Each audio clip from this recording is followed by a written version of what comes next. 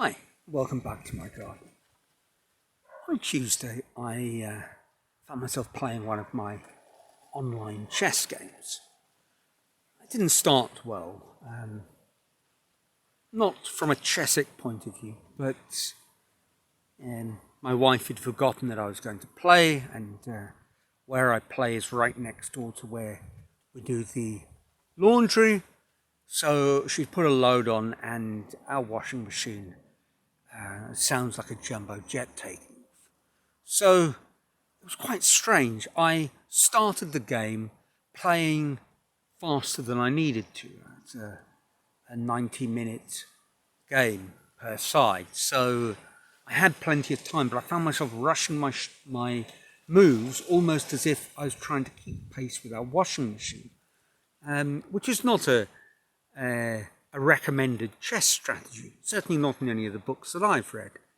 But I've kind of got over that, and my opponent was also stuck in a bad laundry cycle. He'd made a few inaccurate moves, and I think I had a bit of an advantage.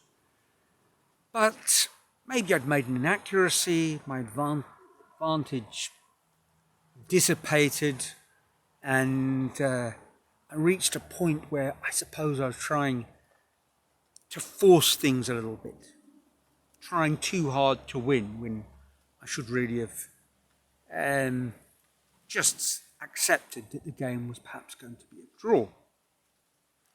And pushing for the win, and also still finding myself prone to either long, deep thinks or fast moves, when I realised that the washing machine had managed to do an extra 3 spins when I wasn't looking, listening, and I'd make these quick moves, and one of them left the door open for a not difficult, but quite inconvenient tactic, which I think would have left my opponent in a winning position, but he missed it. We're now in a very simplified position, and the game really was heading towards a draw. I sort of had one vague hope for a win, but I calculated that it wasn't working. And then he made a mistake, which actually allowed me to win the game, only I didn't take it. I played yet another automatic move.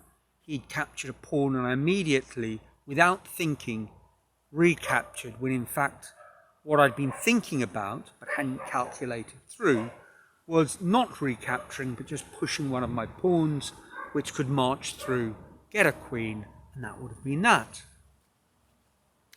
So it was very annoying. I was quite proud of myself that I didn't throw my computer across the room or kick the washing machine, but then I took my spoilt game with good grace, spoilt opportunity, and that was, I suppose, a step forward in using mastery activities to master oneself and one's own worst habits or actions. So that was good.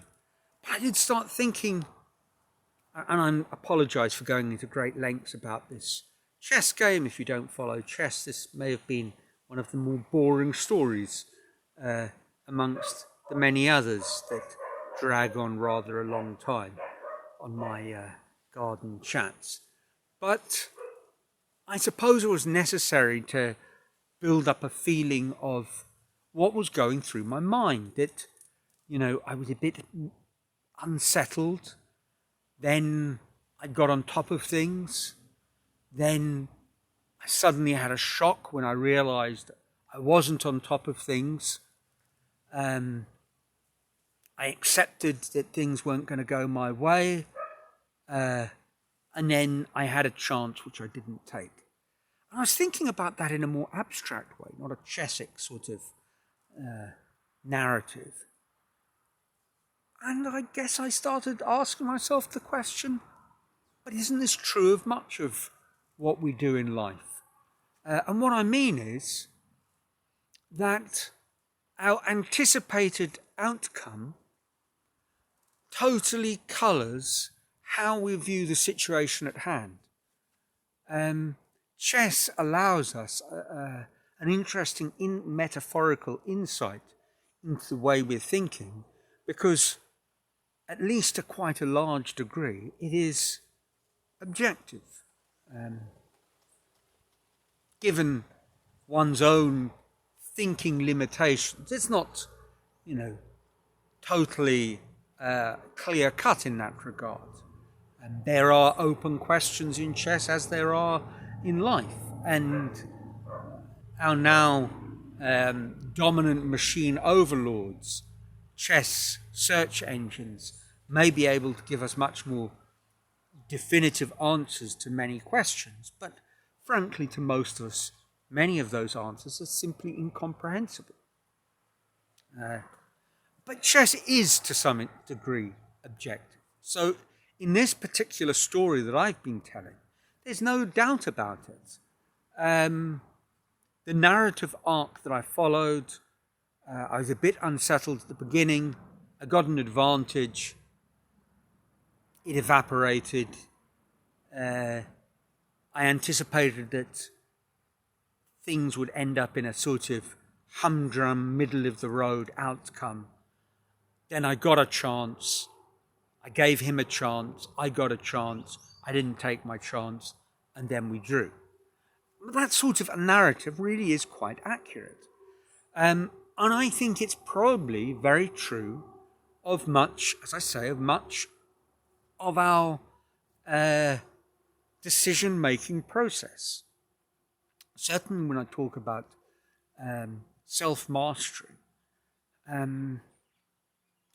I think we have this phase where we rush headlong into something, we're incredibly optimistic, then we run into some sort of stumbling block. We kind of accept that things aren't going to go our way. And although there is still the possibility for an amazing and very happy ending, we conform to a middle-of-the-road finality, turn of events, outcome. And I think actually it's much deeper than that. When I looked over the game, I tried to recall how I was thinking, and not a single one of the moves in the winning sequence was a surprise. It was just that I quite simply abandoned thinking through the problem, as if I was saying to myself, why bother if it's just going to be a draw anyway? Why make the effort? And that's what I'm driving at. I think in life we do things, certainly we start activities, and we have this idea that we're going to be discovered or that something truly marvellous is going to happen. And after a while we realise, or we think that we've realised, that it won't happen. And so we just give up on that outcome. Although if we keep on committing to the process, perhaps what we hoped would happen won't happen, but something else will. Something surprising might be lying ready for us just on the other side of the stumbling block that sapped our confidence or our positive expectation. And I think that getting this idea that we actually should start thinking in a way that is independent of the outcome, rather thinking in as best as we can